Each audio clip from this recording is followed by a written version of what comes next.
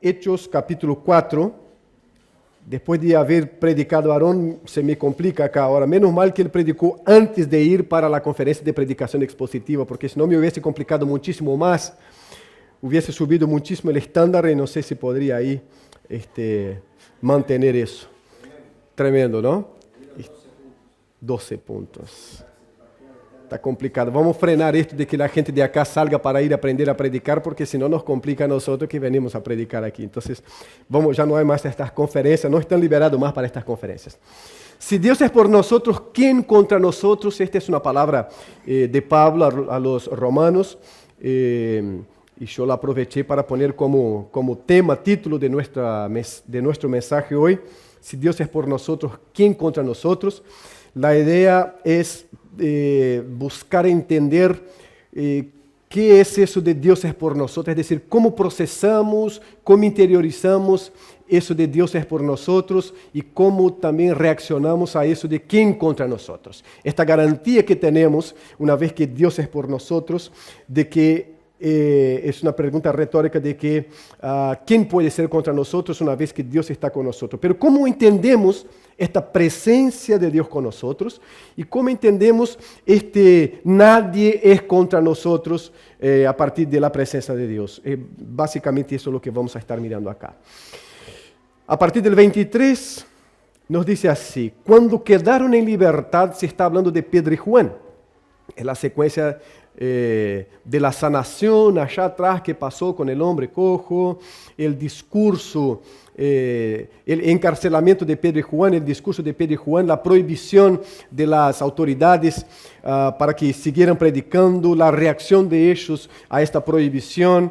Entonces la secuencia: cuando quedaron en libertad, Pedro y Juan fueron a los suyos, a la iglesia, a su comunidad, a su grupo de convertidos. Ellos regresan a los suyos y les contaron todo lo que los principales sacerdotes y los ancianos les habían dicho. Al oír ellos, los suyos, el grupo, la iglesia reunida, al oír ellos esto, unánimes, alzaron la voz a Dios y dijeron: oh Señor, tú eres el que hiciste el cielo y la tierra, el mar y todo lo que en ellos hay, el que por el Espíritu Santo, por boca de nuestro padre David, tu siervo, dijiste. Y ahí él va a hablar del Salmo 2. ¿Por qué se enfurecieron los gentiles y los pueblos tramaron cosas vanas? Se presentaron los reyes de la tierra y los gobernantes se juntaron a una contra el Señor y contra su Cristo. Porque en verdad, en esta ciudad se unieron tanto Herodes como Poncio Pilato, juntamente con los gentiles y los pueblos de Israel, contra tu santo siervo Jesús, a quien tú ungiste, para hacer cuanto tu mano y tu propósito habían predestinado que sucediera. Y ahora, Señor, considera sus amenazas y permite que tus siervos hablen tu palabra con toda confianza, mientras extiendes tu mano para que se hagan curaciones, señales y prodigios mediante el nombre de tu santo siervo. Después que oraron, el lugar donde estaban reunidos tembló, y todos fueron llenos del Espíritu Santo y hablaban la palabra de Dios con valor. Gracias, Señor, por tu palabra, por esta oración, por este ejemplo y por este principio. Te alabamos y te rogamos, enséñanos a vivir de esta manera, en el nombre de Cristo Jesús, nuestro Señor. Amén. Amén. Ok, lo que tenemos entonces acá es Pedro, Juan, regresando en libertad a su congregación, donde estaban congregados ellos, la iglesia. No nos olvidemos que hay un grupo grande ya acá de gente convertida, porque allá en el capítulo 2, Pedro da un discurso y ahí casi 3,000 personas se convierten, ¿no? Entonces, un grupo de 120 que se va extendiendo y ya tenemos más de 3,000 personas acá convertidas, y hay un grupo reunido en una casa, congregado por alguna razón específica, y Pedro y Juan están en la cárcel. Las autoridades judías lo llevaron a los dos a la cárcel. Y llevaron por un bien. Ellos habían sanado a un cojo. El hombre que se portaba o que era colocado en la puerta del templo Hermosa, llamado Hermosa, fue sanado por Pedro y Juan. Ustedes se acuerdan que el hombre es colocado allí, viene Pedro y Juan para uno de los periodos de oración que seguían aconteciendo en el templo, y ellos como buenos judíos participaban de estos periodos de oración, estaban subiendo, pasa por el hombre extiende la mano como que esperando recibir una limosna. Ellos van a tomar la palabra, van a decir, míranos, y van a decir, mira, no tenemos lo que querés, pero lo que nosotros tenemos, esto te damos, y ahí ellos van a extender al hombre cojo lo que ellos tienen. ¿Qué es lo que ellos tienen? El poder de Dios. Es decir, la garantía de que Dios está obrando por intermedio de ellos. Entonces dicen, en el nombre de Jesucristo, levanta y anda. Y el hombre se puso parado y empezó a andar sin fisioterapia, sin nada de eso, empezó a andar, entró al templo junto a Pedro y Juan, y en el templo produjo un alborozo. ¿Por qué? Porque el hombre estaba acá, desde hace muchos años era colocado allí, y ahora está acá en otra situación, alabando a Dios. Dice que alababa a Dios y hablaba maravillas junto a los apóstoles y a los que estaban allí sobre Dios. Esto produce un alborozo en la gente que mira porque dice, ¿es Él? ¿No es Él? Sí es Él. No, la evidencia es clarísima, es el hombre que estaba cojo.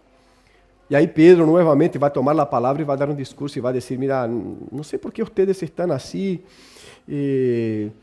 y no fuimos nosotros los que sanamos, esto es Dios operando, trabajando a través de nosotros. Lo que pasa es que esto empezó a generar creencia en el corazón de la gente. Y un otro rey pasó a ser seguido. Y obvio, donde ya hay rey, que aparezca otro, se dice que en tierra de ciego el que tiene un ojo es rey, pero en tierra que ya tiene un rey, levantar otro es bravo, es complicado. Y lo que estaba pasando allí es que se estaba levantando otro, Jesús, el rey de los judíos. Y esto incomoda bastante desde una perspectiva política para quien no entendió nada del reinado de Cristo, hasta mismo los discípulos, esto incomoda muchísimo. Entonces vamos a hacer ¿qué? Vamos a exterminar. ¿Qué es lo que los reyes paganos, mundanos, saben hacer de mejor para garantizar su lugar? Asesinar, pasar la espada, la guillotina, veneno también, empujar desde el 11º andar. Hay de todo, cada cual usa la estrategia que más le conviene o a la que está más adaptado, ¿no? La que está más adaptado. En algunos reinos hay muchos suicidios desde las ventanas de los hoteles y de todo eso. Pero cada cual usa su estrategia, su manera de exterminar las amenazas. Y Cristo empieza a erigirse como una amenaza, a levantarse como amenaza. No porque Él ya no está allí presente corporalmente, porque ya fue asunto al cielo, ya subió al cielo, pero Él sigue actuando. Entonces, hechos de los apóstoles no son de los apóstoles apenas, son los hechos de Cristo, hechos por el Espíritu Santo a través de los apóstoles y no apenas de los apóstoles, también de otros. Pero Cristo sigue trabajando, no fue de vacaciones. Y Pedro se levanta y dice, esto acá es cosa de Cristo, y el Cristo que ustedes asesinaron, pero Él resucitó, está vivo, vivo, vivo, y esta cosa es cosa de Cristo. Entonces, entre el hombre sano y la amenaza de esta sanación hecha por alguien que ellos quisieron exterminar, vamos a poner estos que están predicando el nombre de este en la cárcel. Y ahí los llevaron a Pedro y Juan. Bien, estos van a ser liberados, los dos.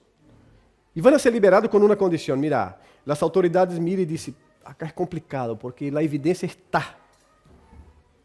Entonces no podemos rechazar eso, el hombre está sano, mira ahí, y todos ven, los judíos ven, la gente más sensible no va a aceptar cualquier cosa que esto fue un fraude, porque no, el hombre está ahí.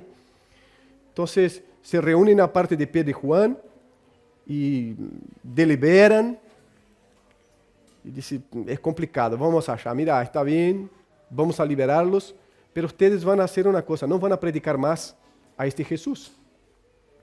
Esta es la recomendación. No van a predicar más a este Jesús. Son estas cosas que dice acá en el versículo 23, cuando ellos se ponen en libertad, fueron a los suyos y les contaron todo lo que los principales sacerdotes y los ancianos les habían dicho. Mucho más que eso, pero el cierne, el centro de la cosa es no predique más en nombre de Jesús, a este Jesús. Este es el centro. Y es eso lo que Pedro y Juan llega a los suyos y cuentan. Mira, pasó todo eso acá y ¿sabés lo que nos hablaron allá los principales sacerdotes, los ancianos? Hablaron para que no prediquemos más a este Jesús, a este nombre. No prediquemos más. La respuesta sabemos, se pasó acá el domingo pasado, la respuesta de los dos, ¿no? Juzguen ustedes mismos. Juzguen ustedes mismos. Nosotros podemos vivir sin predicar a este. ¿No? Nosotros lo vimos resucitado. Caminamos con Él, sufrimos con Él, nos alegramos con Él, vimos su muerte, pero lo vimos resucitado. Y una vez resucitado nos dio un mandamiento, predicar el Evangelio, que es Él mismo. Entonces juzguen ustedes si es lícito, si esto es digno de que nosotros no prediquemos a este Jesús. Nuestro principio teológico de vida misional importa obedecer a Dios y no a los hombres. Entonces toda autoridad humana, todo poder humano, toda ley humana llega hasta el límite de confrontar la palabra del Señor. Cuando confronta, ya no hay más ninguna obediencia civil hacia las autoridades civiles. Este es el principio que Pedro y Juan establece y declara. Nosotros vamos a hacer caso a lo que Dios dijo. Y Dios dijo explícitamente, predicad. Y ellos llegan y empiezan a relatar. Empieza a contar a los suyos. Al oír ellos esto, unánimes alzaron la voz a Dios y dijeron, ahora entra una oración. Es esta oración lo que queremos ver algunos detalles importantes. La Biblia nos da la teología de la oración, que muchos de nosotros tenemos que mirarla. Mira las oraciones de Pablo, por ejemplo. Y después empecemos a confrontar las oraciones de Pablo con las oraciones que muchas veces escuchamos por ahí. Y vamos a ver que una cosa no tiene nada que ver con la otra. ¿Qué es lo que Pablo pide? ¿Qué es lo que Pablo quiere para la iglesia? ¿Cuál es la preocupación que está en el corazón de Pablo que lo conduce a orar? Abre Efesios, Colosenses, Tesalonicenses. Empiece a buscar las oraciones de Pablo para ver. Pero veamos esta. Porque acá hay principios.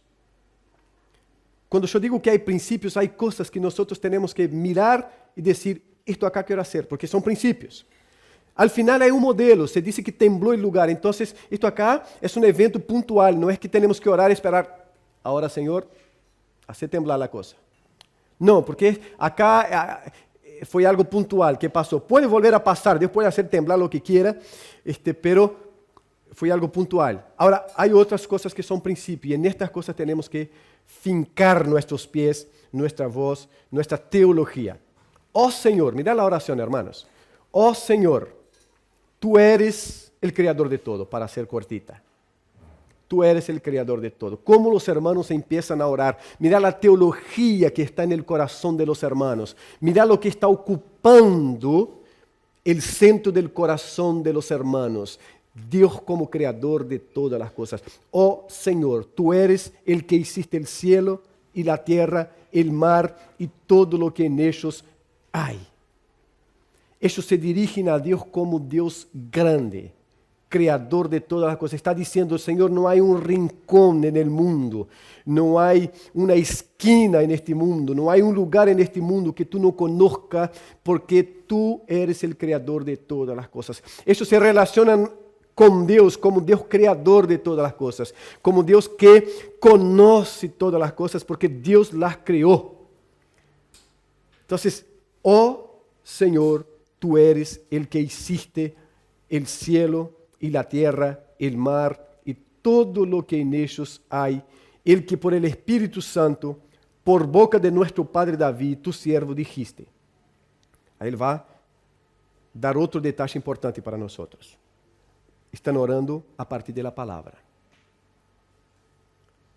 Oração bíblica. ¿Por quê? Eles vão orar, reconhecem a Deus como Criador de todas as coisas. Y no nos olvidemos, ¿qué es lo que los impulsa a orar acá? El relatorio, la narrativa de Pedro y Juan que llega y dice, mira, ¿sabes lo que nos pasó? Fue eso y eso y eso. Y ¿sabes lo que nos dijeron las autoridades? Que no prediquemos más. Es eso lo que impulsa la oración. Es la amenaza de las autoridades. Entonces, bajo la amenaza, esta gente unida y en voz unánime empieza a orar y decir, Señor, tú eres creador de todas las cosas. Tú eres el que hizo el cielo, la tierra, el mar y todo lo que en ellos hay. Frente a la amenaza, reconocen a quién sirven. A Dios.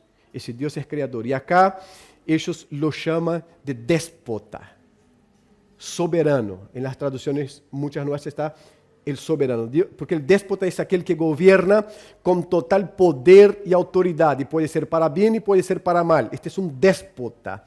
Y ellos lo llaman déspota. Tú eres déspota, el Dios que reina soberanamente con total poder y grandeza.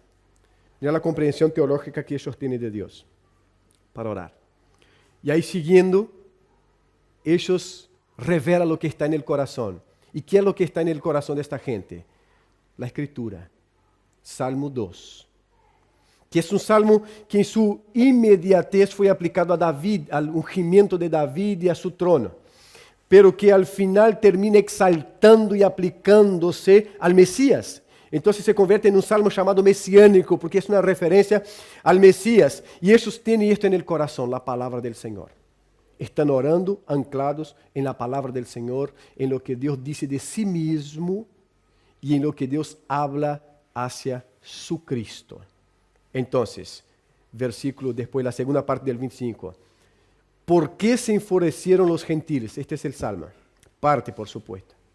Y los pueblos tramaron cosas vanas.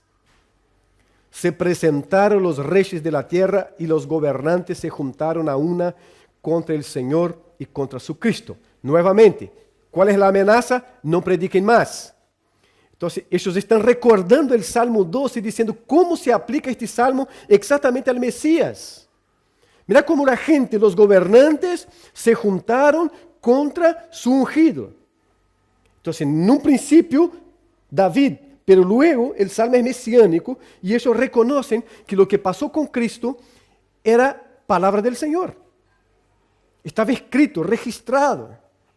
Entonces le dice, tramaron cosas vanas, como pregunta, se presentaron los reyes de la tierra y los gobernantes se juntaron a una contra el Señor y contra su Cristo, su ungido, contra su ungido. Y ahí ellos retoman en su oración en el versículo 27 y dice, porque en verdad en esta ciudad se unieron tanto Herodes como Poncio Pilato, las autoridades, juntamente con los gentiles y los pueblos de Israel, contra tu santo siervo Jesús. En verdad, está reconociendo el cumplimiento de la palabra. La palabra está ocupando el corazón de los hermanos. Estos hermanos que están bajo amenaza saben que Dios es creador de todas las cosas. Entonces, no van a buscar un escondite mejor, sino que van a orar a este Dios que es grande y creador de todas las cosas. Tu santo siervo Jesús, a quien tú ungiste, para hacer cuanto tu mano y tu propósito habían predestinado que sucediera. Acá es algo fundamental para nuestra teología y para nuestro caminar acá. Hay dos cosas importantísimas. La primera, los seres humanos participaron de la ejecución de Cristo. Es un hecho. Entonces, cuando habla de Herodes, es un personaje. Este Herodes principalmente es un personaje histórico, Pilato, un personaje histórico que existieron y que junto a otros pueblos, junto a otras personas, participaron de la ejecución de Cristo. Es un hecho, ¿verdad? Pero no podemos quedar ahí porque senão la historia estaría toda en las manos humanas. Porque senão los eventos y los sucesos de la historia en cualquier parte del mundo estarían en las manos humanas y siendo determinados por las manos humanas. Entonces, el versículo 28 es clave en eso. Para hacer cuanto tu mano y tu propósito habían predestinado que sucediera. Entonces, lo que está pasando y siendo ejecutado por las manos humanas tiene que ver con el propósito y la voluntad del Señor. No es algo ajeno al propósito y la voluntad del Señor, sino que se está cumpliendo por manos humanas lo que el Señor predestinó que aconteciera. Está hablando de organización y ellos empiezan orando al Dios déspota, es decir, al Dios que domina, al Dios que reina de manera soberana. Nosotros traducimos como soberano, Dios soberano. Entonces, ellos empiezan orando a este Dios, y quien ora a ese Dios soberano no puede reconocer otra cosa que no sea que cada evento está dentro del propósito del Señor, aunque parezca absurdo. Y es lo que ele está hablando. Se juntó Herodes, se juntó uno de los Herodes, Poncio Pilato, se juntaron los pueblos de Israel, se juntaron las autoridades y asesinaron al Cristo. Pero hicieron todo eso porque tu mano, tu voluntad, tu poder habían predestinado que esto pasara. Si nosotros abrimos en el capítulo 2, versículo 23, del mismo capítulo, del mismo libro, por supuesto, Hechos 2, 23.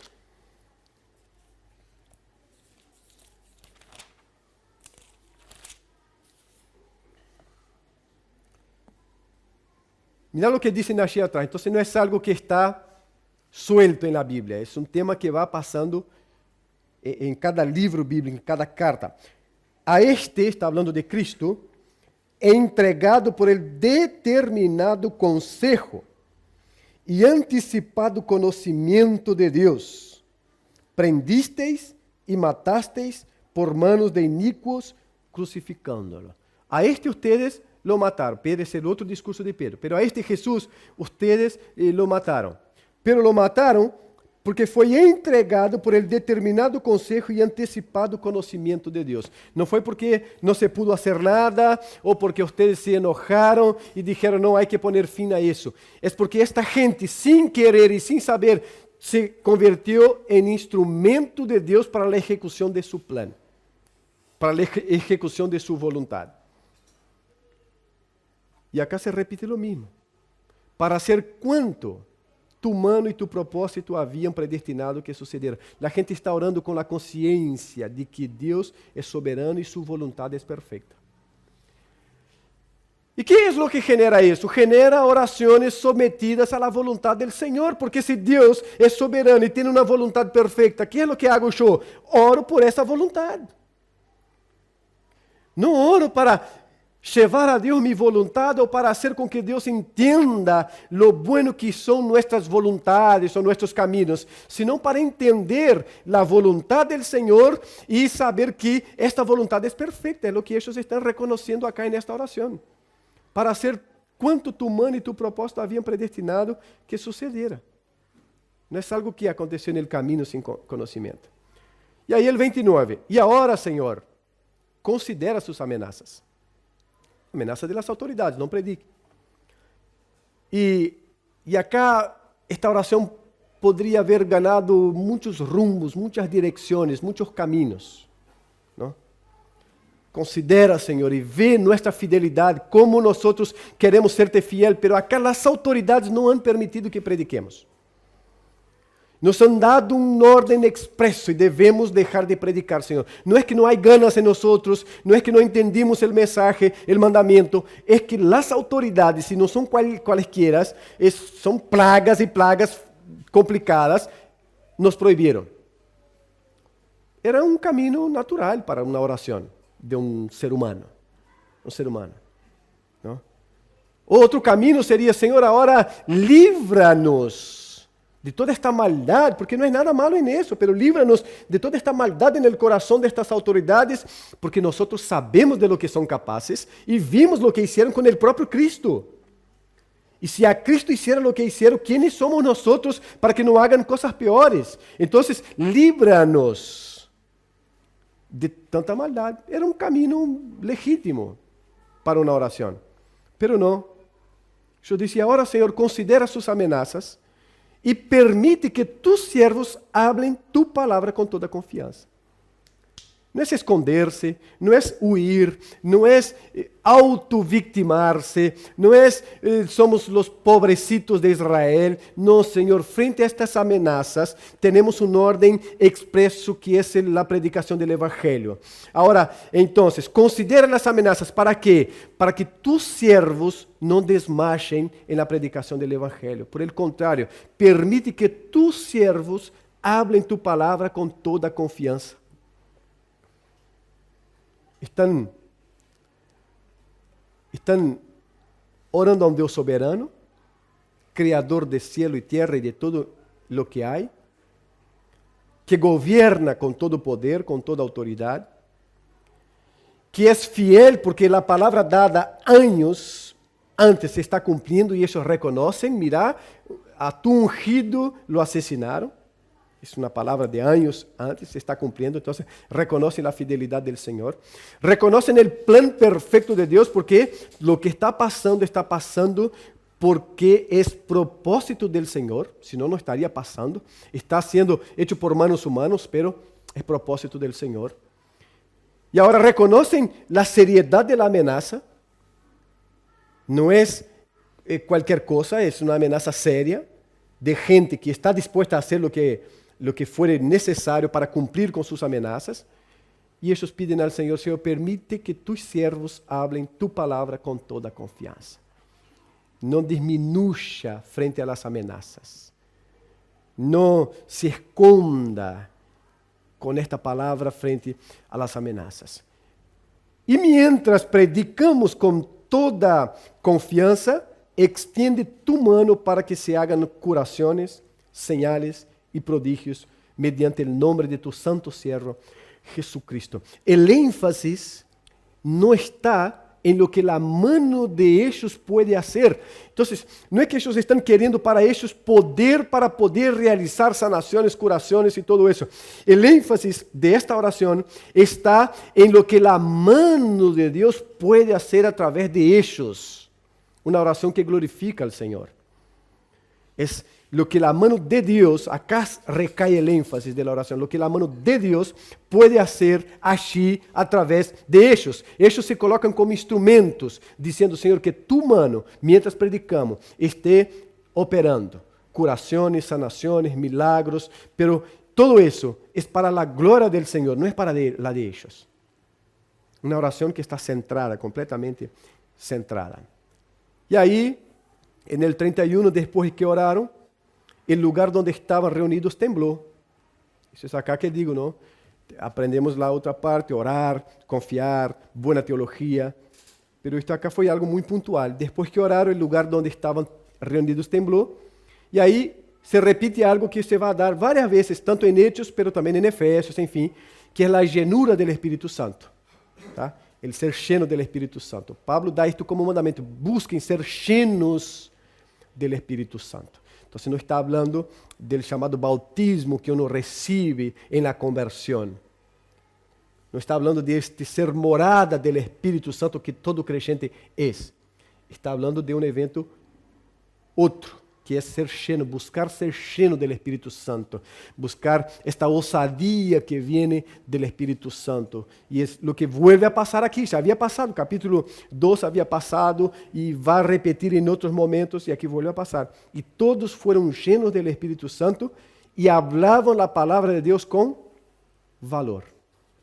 Fueron llenos del Espíritu Santo, ¿para qué?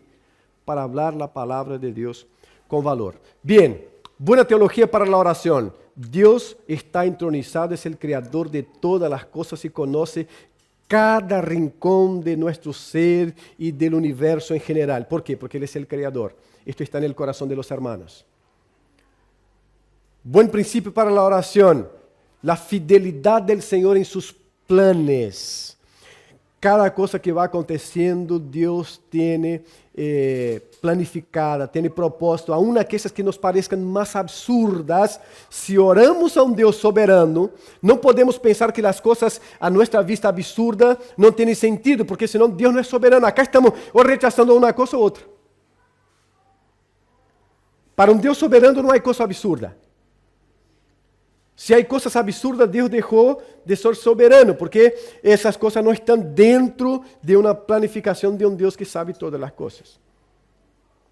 Entonces ellos reconocen que el plan del Señor es perfecto, diciendo todo lo que sucedió dentro de tus designios, de tu obra, de tu voluntad. Y no solo de eso, sino de lo que predestinaste que sucediera, dice el versículo 28. Después ora con la palabra en el corazón. Entonces, mira lo que aconteció. Pedro en el capítulo 2 dice, hermanos, no es nada de lo que ustedes están pensando. Lo que está pasando aquí, ¿qué es? Palabra. Y él habla de palabra. Él dice, lo que está pasando acá está en el profeta Joel. Es lo que el Señor profetizó por medio del profeta Joel. En los postreros días acontecerá que, y ahí él empieza a hablar palabra del Señor. Él está viendo el plan del Señor se cumpliendo en la historia. Y él dice, hermano, no se asuste, es eso. Ustedes tienen la escritura, es solo mirar. Está aconteciendo lo que el Señor planificó. Y acá ahora ellos miran y en la oración dice, Señor, esto es el Salmo 2. Que quizás no tenía número, pero es el Salmo 2. Está aconteciendo, mira cómo las cosas están pasando acá. Y ahí siguen orando. Buen principio para nuestra oración. Bueno, ¿y cómo vamos terminando eso? Hay que volver en aquellas cosas básicas. En primer lugar, Dios es un Dios soberano. El tema es que hoy hablar de Dios soberano es marcar un lugar doctrinal apenas para nosotros, porque hablamos de la soberanía de Dios desde el aire acondicionado prendido, y con 55,000 libros acá a nuestro alrededor, y con todos los privilegios que nosotros hasta tenemos como creyentes. Entonces lo que tengo que marcar es la soberanía de Dios como doctrina en contraposición a la no soberanía del Señor. No es lo que está pasando acá. Lo que está pasando acá no es afirmando un punto doctrinal en contra de otro, es exaltando a Dios por lo que Él es, y es un Dios soberano. Y ese Dios soberano no los va a abandonar frente a la amenaza de los Herodes, de los Pilatos o de quien fuere. Entonces, en este sentido que ellos evocan y claman por la soberanía de Dios, este Dios soberano, ese déspota que reina para el bien con toda autoridad, es el Dios a quien nosotros servimos y es el Dios que quiere frenar que no prediquemos. Es una evocación de la soberanía de Dios frente a una circunstancia muy específica. No está marcando un lugar doctrinal, no está abriendo la página del Facebook para buscar confusión con la gente sobre la soberanía de Dios, sino que está apenas exponiendo lo que está en el corazón. Dios, tú eres soberano y reina soberanamente. Por eso tenemos acá una amenaza, pero lo que queremos de ti, que eres soberano, es osadía para seguir predicando tu palabra. Dios es soberano. Según el plan del Señor es perfecto. Esto está remarcado vez tras vez en la Biblia, pero nosotros tenemos una cierta dificultad y es completamente comprensible porque somos seres humanos muy limitados, pero el plan del Señor es perfecto, hermano. No está pasando nada que Dios no sepa. Yo sé la dificultad que nosotros tenemos con eso, porque es así mismo. ¿Cómo mirar todo lo que está pasando y decir no está pasando nada que el Señor no sepa? Sí. O entonces no es soberano. Un soberano que esté permitiendo que en su reino las cosas pasen sin su conocimiento, ¿qué soberano es ese? ¿Qué Dios débil o qué gobernante débil es ese? Entonces, no es apenas que sabe, sino que su plan es perfecto. Él lo está conduciendo para el fin que Él planificó desde siempre. Entonces la oración del creyente contempla eso y ayuda a descansar en ese Dios que está cumpliendo su plan, aún en las cosas absurdas de la vida. Él está cumpliendo su plan. En todo, está cumpliendo su plan. Tercer lugar, San Agustín decía, tiene una frase muy importante que él decía, ora como si todo dependiera de Dios. Trabaje como si todo dependiera de vos. Esto acá es donde se conjugan soberanía y responsabilidad humana. Porque por un lado podemos hablar de la soberanía y decir, ya que está todo así, me siento y que Dios siga conduciendo todo. Máximo que digo, Señor, está feo, pero yo sé que tú estás en el control. Seguí ahí nomás, tranquilo y vaya. Ayuda apenas a abrocharle el cinturón para soportar todos los... No. Acá la gente reconoce la soberanía de Dios y al mismo tiempo dice, Señor, danos osadía, danos fuerza, danos intrepidez para predicar tu palabra. Responsabilidad humana. Ellos saben que es responsabilidad predicar. Y eso es lo que quiere con este Dios soberano, es que esa soberanía de Dios los alcance con osadía y con fuerza sobrenatural para que ellos cumplan con su responsabilidad. Ora, como si todo dependiera de Dios. Trabaje como si todo dependiera de vos. Ahí se relaciona perfectamente soberanía de Dios y responsabilidad humana. Dios está obrando, pero el camino y el medio de la obra de Dios pasa por nosotros. Entonces, ¿qué hacemos? Oramos como si todo dependiera de Él, pero trabajamos como si todo dependiera de nosotros. Y ahí Dios va a cumplir siempre su obra y su voluntad, porque es una voluntad perfecta. Es una voluntad santa. Aprender a ir al Señor como Dios que verdaderamente es y no como un títere que nosotros manipulamos para nuestros deseos, nuestros propósitos, son dos cosas muy distintas. Ir al Señor con la angustia del corazón por cualquier dolor o sufrimiento es legítimo. Lo que no es legítimo es ir a acusar al Señor de la angustia y el sufrimiento de nuestro corazón. Por tres cosas básicas para terminar eso. La primera es porque la Biblia dice que Dios hizo todo perfecto, pero el ser humano se metió en muchos líos. No es un problema de Dios. Cada cosa que Dios terminó de hacer, Él dijo, es muy buena. Es muy bueno. Ahora, el ser humano metió la pata, y es eso lo que nos dice Eclesiastés. Dios hizo todo perfecto, pero el ser humano se ha metido en muchos líos.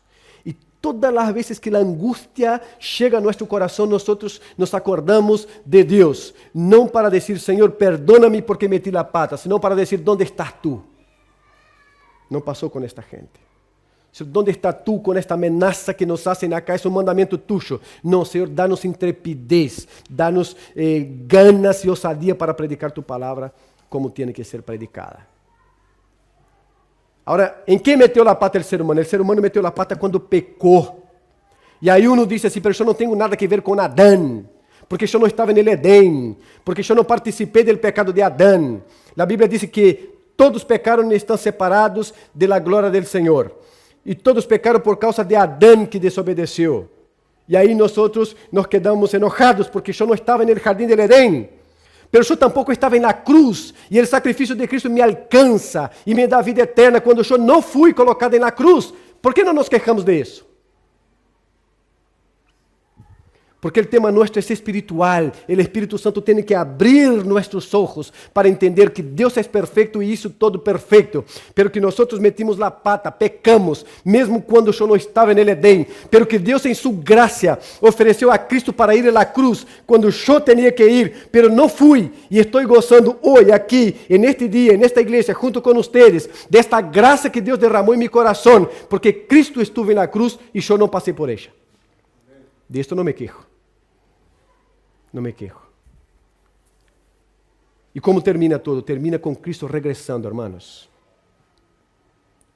para la redención definitiva, para llevar su iglesia, para estar eternamente con Él, para poner fin a estas angustias, a este lloro, a este sufrimiento que entró en la tierra por causa del pecado humano. ¿Y cómo Él hace eso? Por su medio. No sirve al ser humano decir, yo puedo arreglar eso, porque Adán intentó arreglar en el Edén poniendo un delantal para cubrir su vergüenza. Y Dios llegó y dijo, no, se necesita sacrificio. Y ahí sacrificó un bicho para hacer una ropa de piel de animal para ellas. ¿Cuál es el camino entonces? El propio Cristo dijo, yo soy el camino, la verdad y la vida y nadie puede regresar al Padre si no es por mí.